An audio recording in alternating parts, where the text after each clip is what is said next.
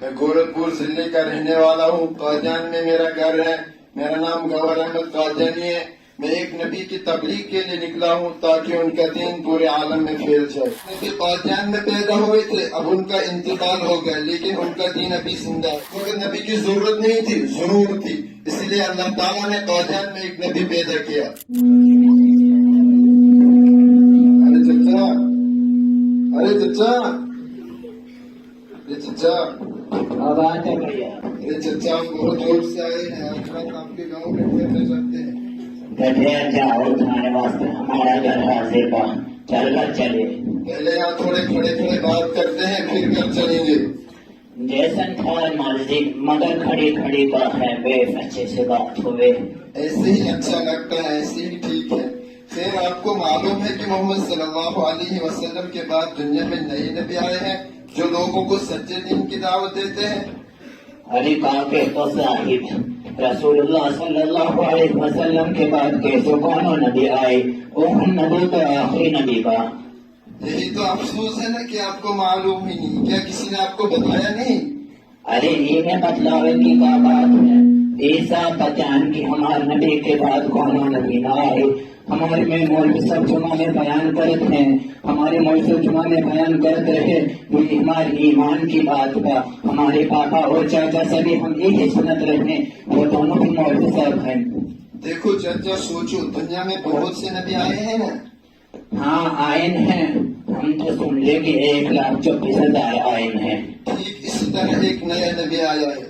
کیونکہ کوئی بھی نبی آتا ہے تو وہ بگڑی ہوئی قوم کو سدھارتا ہے, سچائی کا راستہ دکھاتا ہے. پھر وہ نبی چلے جاتا ہے, وہ قوم پھر بگڑ جاتی ہے. پھر اللہ تعالیٰ ایک اور نبی بھیجتا ہے جو اس قوم کے ایمان کو صحیح کرتا ہے. اسی طرح محمد صلی اللہ علیہ وسلم کے بعد قوم مسلم میں بگاڑ آیا تھا, اس لیے اللہ تعالیٰ نے ایک اور نبی بھیج دیا. وہ نبی کہاں پر جو ابھی نوا آئین ہیں. وہ نبی قادیان میں پیدا ہوئے تھے, اب ان کا انتقال ہو گیا, لیکن ان کا دین ابھی زندہ ہے. ارے صاحب, جب وہ نبی مر گئے تب ان کو مان کے کہا ہوئے, اب جب کوئی دوجا نبی آئے تو ہم کو بتاوے, ہم ذرا وہ نبی سے بات کریں. ارے انجینئر کا بات تو ہی پوچھ لے, اے صاحب کہاں سے آئین ہے.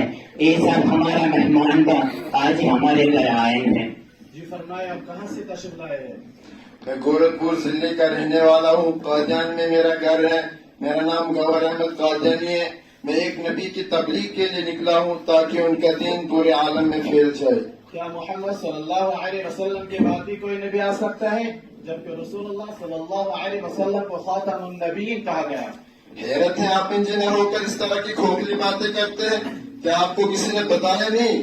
آپ کو معلوم نہیں کہ اللہ تعالیٰ نے ہر زمانے میں قوم کی اصلاح کی خاطر ایک نبی بھیجا ہے. اس وقت آپ خود دیکھ لیجئے قوم کی کتنی بگڑی ہوئی حالت ہے.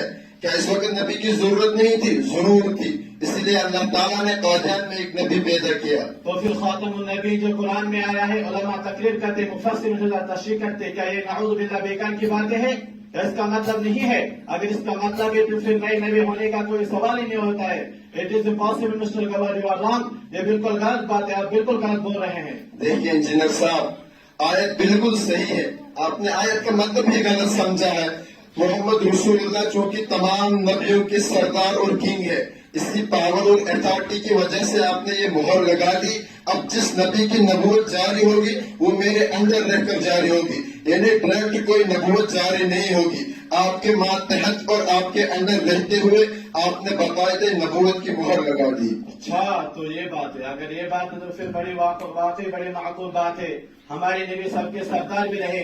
آنے والے وقت میں جو نبی آئے وہ سب آپ کے ماتحت ہو, اور ماتحت رہنا آپ کے مون ہونے کی دلیل ہے. ایک اور بات سنیے, حضرت عیسیٰ کو جو آنا ہے وہ آپ ہی کو ماتحت آنا ہے. جی ہاں, جی ہاں, اب آپ کی بات میرے سمجھ میں آ گئی, اور اچھی طرح آ گئی, کیونکہ ہندو کے یہاں بھی اس سے ملتی جلتی بات ہے. جب ادھرم کرتا ہے تو دھرم کا گمان ہوتا ہے, اور اس دھرتی پر بھگوان برہما کسی پر منشو کے روپ میں اپنا روپ دھارتا ہے, اور پرجا کی اصلاح کر دشٹوں کا سروناش کرتا ہے. آپ ٹھیک سمجھے. آپ کو خاتم النبیین کا ایک اور مطلب سمجھاتا ہوں. جیسے آپ کسی انجینئر کے بارے میں تعریفاً یہ بات کہتے ہیں کہ یہ آخری انجینئر ہے, کیا اس کے بعد کوئی انجینئر نہیں ہوگا؟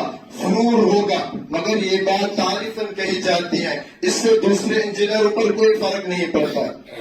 जी हाँ गवाह साहब, अब आपकी बात मेरे समझ में आ गई। अब आप उस नबी का तारुफ यानी इंट्रोडक्शन कराए ताकि हम कुछ सोच सके। वो नबी आबिद जाहिद रातों रात इबादत करने वाला है। खुद अंग्रेज लोग उनके दर पर आते हैं और दुआ लेकर चले जाते हैं। आप मुस्तजाब दावत नबी है। तो फिर हमें ऐसे नबी पर ईमान जरूर लाना चाहिए। फिलहाल आपके हाथ पर बैत करता हूँ। रहीम चीचा आप भी बैठ नहीं बाबा, हमरा पहले दिन सोचे के चाहिए। जरा मौलवी साहब से पूछ के देखा, ये मौलवी साहब से, ये मौलवी साहब पढ़ते हैं, इससे बात करें।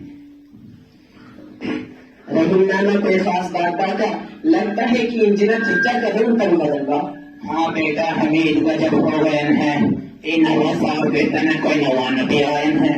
क्या बात है साहिब, आप लोग मिर्जा गुलाम कादियानी काना दज्जाल झूठा पक्का जानी की बात तो नहीं कर रहे हैं? हमीद मैं आपको सुबह सवाल कर बोलना चाहिए। आप पढ़े लिखे, मैं इनको मान चुका हूँ।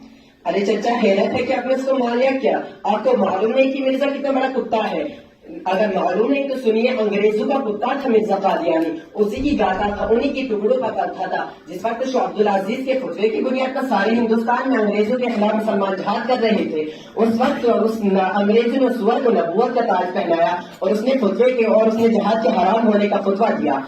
आपका अप टू डेट है ना? जाके फोर्ट विलियम की तारीख में देखिए, उसमें लिखा है कि अंग्रेजों ने मुसलमानों के बढ़ते हुए जहाज को देखकर उन्हें फूट डालने की कोशिश की, जैसे कि उनका तरीका था डिवाइड एंड रूल। इसके लिए लंदन में मीटिंग हुई कि कोई नबी बनाया जाए ताकि ये चाहे मुसलमान इस तरह चुप पड़े।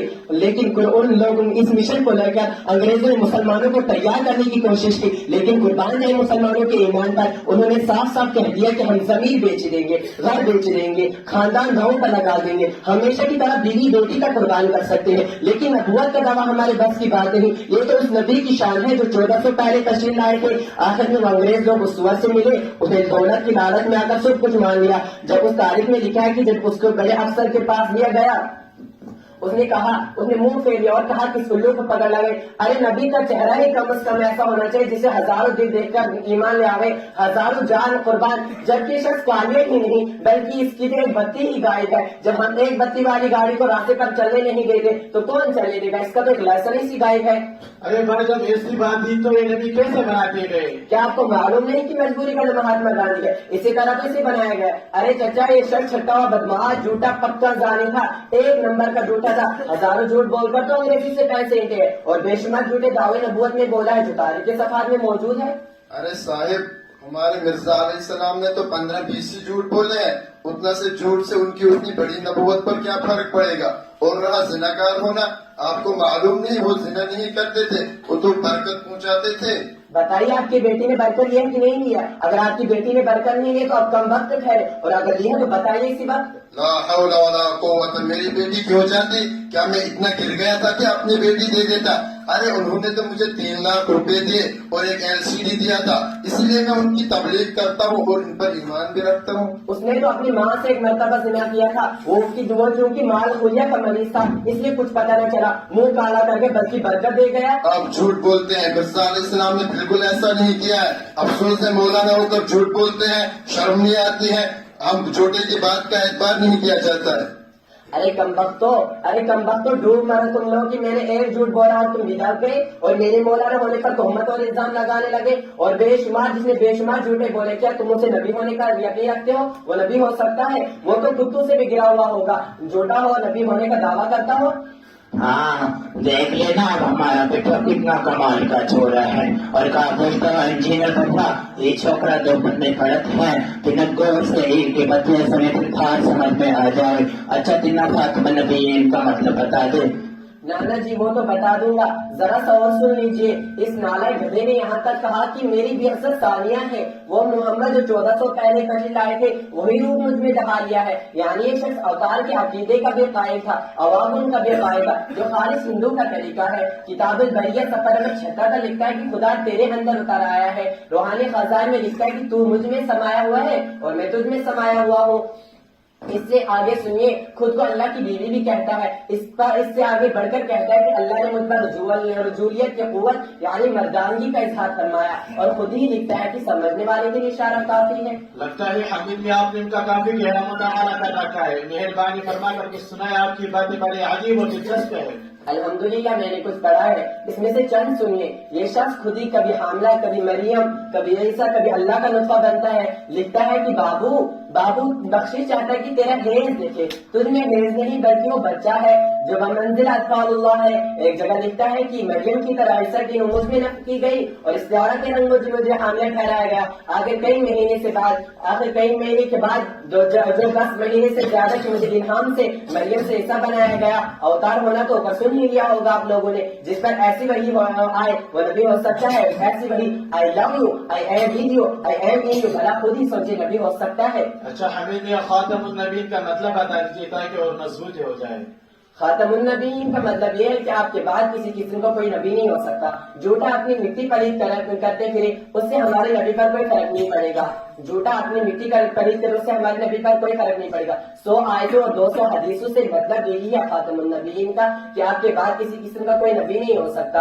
خود مرزا بھی پہلے یہی کہتا تھا کہ میں محمد رسول اللہ خاتم المرسلین کے بعد دوسرے مدعی نبوت اور رسالت کو کافر جانتا ہوں۔ بھائی ہم نے بڑی غلطی کی ہے، اللہ معاف فرمائے۔ یہ مولوی صاحب بہت اس نے اچھی باتیں بتائی، چلو ہم یہ ایمان قبول کرتے اور مسلمان ہو جاتے ہیں۔ میں بھی دل سے توبہ کرتا ہوں، میں لالچ میں پڑ گیا تھا۔ میرے بھائیوں، اصلی دین، سچا دین یہی ہے۔ حضور صلی اللہ علیہ وسلم کے بعد کوئی نبی نہیں آنے والا۔ یہ شریعت آخری شریعت ہے، یہ حکم آخری حکم ہے۔ حضور صلی اللہ علیہ وسلم کے بعد جو نبی ہوگا جھوٹا ہوگا، کذاب ہوگا، اس کے بعد کوئی نبی نہیں ہوگا۔ اس لیے سچا دین یہ ہے، اور تم دین میں شامل ہو جاؤ، پکے مسلمان ہو جاؤ۔